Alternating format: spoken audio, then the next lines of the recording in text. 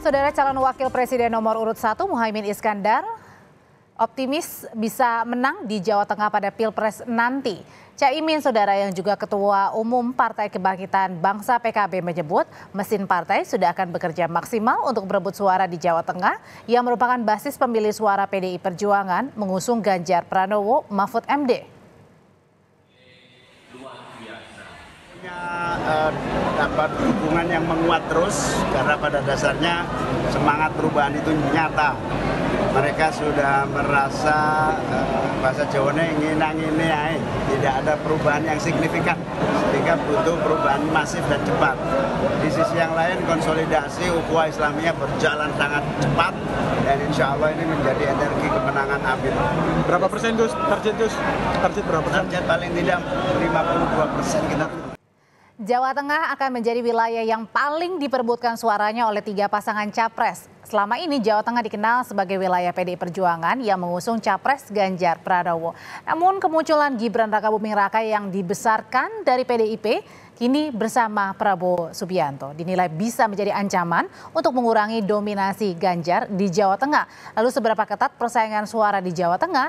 Apakah Anies Muhaimin juga bisa mencuri suara di Jawa Tengah? Kita ulas bersama sore ini dengan sejumlah narasumber. Ada juru bicara TPN Ganjar Mahfud, Mas Ciko Hakim yang sudah bergabung. Selamat sore, Mas. Sore. Ada juga yang bergabung bersama kami, ada Mas Adi Praitno, Direktur Eksekutif Parameter Politik Indonesia. Sore Mas Adi, dan juga Pak Wihadi Wianto, Jubir TKN Prabowo Gibran. Sore Pak Wihadi. Sore, selamat sore semuanya. Saya mau ke Mas Adi terlebih dahulu ya. Jadi ini persaingan di Jawa Tengah antara Capres Ganjar, Cawapresnya Gibran. Ini bisa dibilang sengit nanti di 2024, Mas Adi. Saya kira kalau kita bicara tentang Jawa Tengah itu menyangkut 3 hal. Pertama, Jawa Tengah itu disebut sebagai kandangnya banteng. Yang kedua, Jawa Tengah itu juga adalah basisnya Ganjar Pranowo, di mana memang basis konstituen dan bahkan basis tingkat kepercayaan publik kepada Ganjar saat jadi gubernur itu kan mencapai 80%. Dan yang ketiga, Jawa Tengah ini tingkat approval rating ataupun tingkat kepuasan publik terhadap Jokowi itu cukup luar biasa. Jadi 3 variabel inilah yang kemudian bisa menjelaskan betapa Jawa Tengah itu akan menjadi tempat yang saya kira menjadi perhatian yang cukup serius, terutama bagi kubunya Prabowo Subianto dan kubunya Pak Ganjar Pranowo. Kalau kita membaca angka-angka survei per hari ini memang dulu sebelum Gibran itu diumumkan sebagai pendampingnya Pak Prabowo Subianto, memang Ganjar itu elektabilitasnya di angka 60%. Tapi ketika Gibran maju dipasang-pasangkan dengan Prabowo, dan Ganjar misalnya sudah mulai berpasang-pasangan dengan Pak Mahfud MD, secara perlahan memang angka 60% yang dulu dimiliki oleh Pak Ganjar, secara perlahan mulai berkurang. Kenapa itu, Mas Adi? Dari survei-survei, ya memang ada pemilih Jokowi, faktor Jokowi itu menjadi faktor penting sebenarnya yang membuat sejumlah pemilih Ganjar dulu, yang juga beririsan dengan pemilih dari Pak Jokowi, secara perlahan itu migrasi kepada Pak Prabowo Subianto, karena faktor Gibran dan tentu saja ada faktor Jokowi. Ini yang saya kira akan menjadi pertarungan politik kurang lebih 3 bulan ke depan. Apakah di antara tren yang ada yang tendensinya mengurangi suara dari Pak Ganjar Pranowo, dan pada saat yang bersamaan misalnya di Jawa Tengah adalah kandangnya banteng, akan terus menjadi pertarungan yang cukup serius. Bagi saya kerja-kerja politik, kerja-kerja yang meyakinkan rakyat. Jadi berarti ada pengaruh dari suara Pak Jokowi, ada suara pengaruh juga dari Mas Gibran, termasuk kalau misalnya suara dari Projo misalnya itu berpengaruh juga nggak? Kalau bicara tentang Jawa Tengah, saya kira variabel utamanya adalah faktor Pak Jokowi. Approval rating dan tingkat kepuasannya yang mencapai 80% yang menurut saya bisa mengkonfirmasi kenapa suaranya Pak Ganjar tidak lagi bulat 60%. Memang berkurang di kisaran angka 4-5%. Ini dalam kondisi alamiah, belum ada kampanye politik, belum ada sosialisasi politik yang cukup masif. Apakah dalam 3 bulan ke depan, ketika mulai kampanye politik dilakukan, suara Ganjar akan kembali ke 60 atau justru sebaliknya? Atau ada potensi-potensi lain? Jangan-jangan di antara 2 kekuatan besar ini justru yang akan mendapatkan suara itu adalah Amin. Nah, ini yang saya kira kerja politik, penetrasi ke bawah akan menjadi kunci segala-galanya. Oke, jadi kalau Pak Wihadi ini bisa dibilang apakah menguntungkan dengan masuknya Mas Gibran sebagai cawapres, terus kemudian juga Pak Jokowi dengan perolehan suara yang nanti akan bisa diraih pasangan Prabowo Gibran? Saya kira itu sudah pasti akan ada penambahan di Jawa Tengah dengan Mas Gibran sebagai cawapres Pak Prabowo. Karena kalau kita berkaca di 2019, Pak Prabowo itu angkanya Pak Prabowo itu 22%. Nah, kalau tadi dikatakan bahwa Pak Jokowi mempunyai tingkat kepuasan 80%, kita ambil separuhnya saja 40%, berarti ada 60% kita dapat. Nah, ini kan hitung-hitungan kalau kita bicara persentase. Tapi kalau kita melihat apa yang dilakukan oleh Mas Gibran saat ini sebagai generasi muda, tentunya ada hal yang juga tidak hanya kita bicara mengenai masalah basis daripada PDI Perjuangan, tetapi kita berbicara mengenai masalah bagaimana generasi muda pemilih-pemilih pemula di Jawa Tengah. Nah, pemilih pemula Jawa Tengah itu 50% sendiri. Nah, tentunya idolanya adalah Mas Gibran yang sebagai generasi muda. Dan tentunya inilah sesuatu hal yang mungkin tidak bisa kita melihat bahwa ini adalah daripada kandang daripada PDI Perjuangan yang memang orang-orang daripada yang simpatisan PDI Perjuangan, tetapi kita bicara sekarang ini anak muda.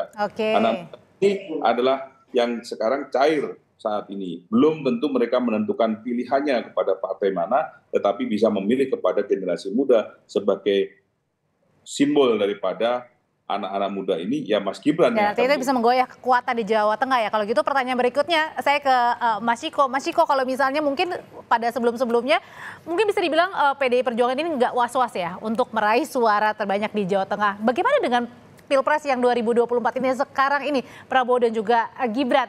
Tahan dulu Mas Chiko, nanti usai jeda Mas Chiko akan menjawabnya. Tetaplah bersama kami di Kompas Petang.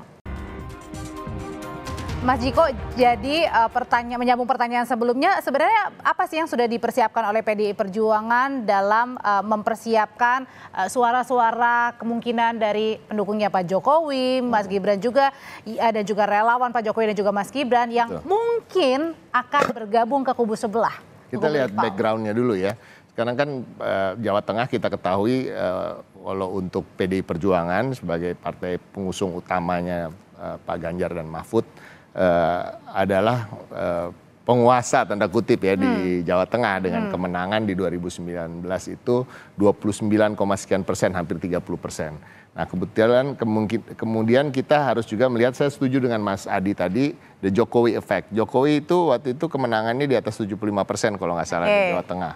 Nah terus kalau kita bicara angka-angka memang agak banyak yang bisa diperdebatkan. Ada survei yang mengatakan pendukung Jokowi yang sekarang mendukung Pak Prabowo hanya 27%. Nah, kalau dari situ aja, dari angka-angka itu kita optimis bahwa Pak Ganjar masih akan memenangkan. Itu Pak Prabowo, kalau digabung dengan Mas Gibran ya. Pak Jokowi.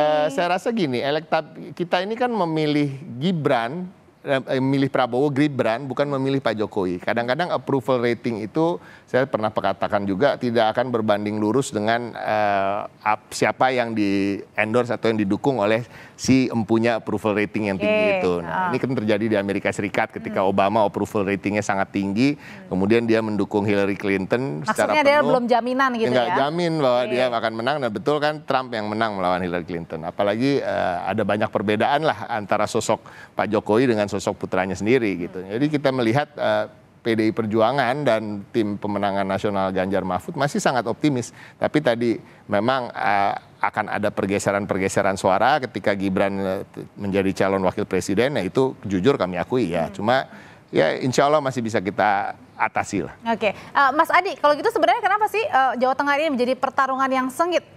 Dan tadi bahkan Mas Gibran bilang akan memitigasi khusus untuk wilayah Jawa Tengah. Saya kira dua hal, Audrey, kenapa Jateng itu dapat treatment khusus ya dari masing-masing kandidat capres. Pertama, Jateng ini kan jumlah populasi pemilihnya kan salah satu terbesar ya di Indonesia. Nomor 2 setelah Jawa Barat kalau tidak salah. Nah yang kedua memang selama ini kan kalau kita membaca strategi politik, PDIP itu kan kandangnya di Jawa Tengah. Ganjar itu kan kekuatan politiknya di Jawa Tengah. Mimpi teman-teman pendukung Prabowo Subianto, Pak Wiyahadi dan kawan-kawan, syukur kalau bisa menang, minimal kalaupun tak bisa menang, bisa mengurangi jarak tidak terlampau jauh dengan Pak Ganjar Pranowo. Kan begitu jalan ceritanya biasanya, Audrey. Kalau dulu memang selisih antara Prabowo dengan Ganjar itu kan cukup jauh, sekitar 40% ya. Tapi ketika ada Gibran, siapa tahu jarak 40% itu bisa dipangkas. Jadi 35, jadi 20, syukur kalau menang. Kan begitu jalan ceritanya. Begitupun dengan kubunya Pak Ganjar. Pak Ganjar misalnya nggak terlampau kuat di Jawa Barat. Tapi ingat, Pak Ganjar pasti akan ingin mengejar selisihnya di Jawa Barat dengan Pak Prabowo. Supaya nggak jauh-jauh amat, syukur kalau menang. Saya selalu meyakini bahwa kalau di Jawa Tengah agak sulit sebenarnya untuk dikalahkan Ganjar itu. Tapi kalau untuk memperkecil margin sangat mungkin. Tapi sangat tergantung bagaimana kerja-kerja politik ke depan. 3 bulan ini tentu akan menjadi pertaruhan segala-galanya. Saat ini memang ada semacam pergeseran 5%. Pak Ganjar turun dan itu migrasi kepada Prabowo Subianto dan Gibran. Tapi kalau kerja politik dari pendukungnya Ganjar ini semakin mantap, bukan tidak mungkin angka yang berkurang ini akan kembali lagi. Atau jangan-jangan angkanya bisa berkurang dan bertambah, sangat tergantung dari undecided voters yang sampai saat ini 10%. Besar ya itu ya nilainya ya Mas Adi. Bukan pilihan politik. Jangan-jangan misalnya Ganjar yang 5% suaranya pindah ke Prabowo bisa ditambal dari undecided voter yang 10%. Atau jangan-jangan pendukungnya Amin ini mulai diambil oleh Gibran, oleh Prabowo, ataupun bisa diambil juga oleh Pak Ganjar Pranowo. Itulah yang saya sebutkan. Perpindahan suara itu apa yang paling besar kira-kira bisa menjadi penyebabnya? Ya tentu kerja politik ke bawah, door to door campaign, door to door marketing. Masyarakat di Jawa Tengah itu adalah masyarakat yang guyup. Mereka sangat senang kalau ada penetrasi, ada calon yang kemudian menyapa mereka langsung dengan meyakinkan bahwa mereka adalah pemimpin yang layak untuk diusung. Kalau saya menduga ya kubunya Pak Prabowo, kubunya Pak Wihadi, tentu yang disebut dengan mitigasi khusus pastinya akan mengkapitalisasi posisi Jokowi yang cukup kuat. Nah itu satu-satunya cara yang paling mungkin. Saya tanyain ya sebenarnya mitigasi khusus yang tadi. Marketing politiknya adalah Pak Jokowi. Oke, marketing politiknya adalah Pak Jokowi. Sebenarnya strategi khusus, mitigasi khusus apa sih Pak Wihadi yang tadi disuarakan oleh Mas Gibran? Mitigasi seperti apa nih yang harus diantisipasi? Ya jangan dibuka di sini dulu lah. Benar, jadi hanya memanfaatkan tadi ya endorsement dari Pak Jokowi atau Mas Gibran. Tetapi kan permasalahannya kalau kita sudah melihatnya itu kan jelas bahwa ada satu hal yang perlu bahwa ikon generasi muda adalah Mas Gibran. Generasi muda di Jawa Tengah 50% total daripada pemilih.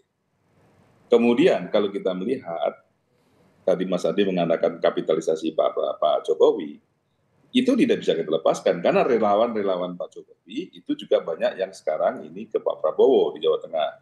Kemudian relawan-relawan Mas Gibran juga sudah banyak juga yang Jawa Tengah. Tapi ini pasti jangan lupa juga bahwa kita partai koalisi kita tidak hanya Gerindra. Di sini ada Golkar, di sini ada PAN, di sini ada Demokrat, yang dimana struktur mereka juga sudah berjalan.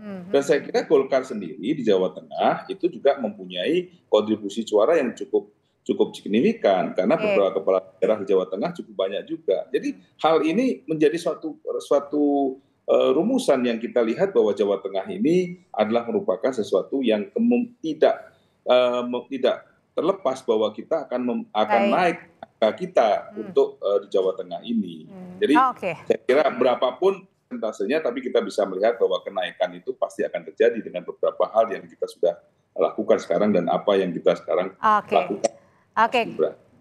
Kalau tadi Pak Wihadi bilang kenaikan kemungkinan akan terjadi, Mas Ciko. Kalau gitu antisipasi dari PDIP supaya suara Jateng ini tidak direbut oleh rival. Singkat Mas. Satu, untuk PDI Perjuangan sendiri survei terakhir kita di atas 40 sekian persen, bahkan naik terus.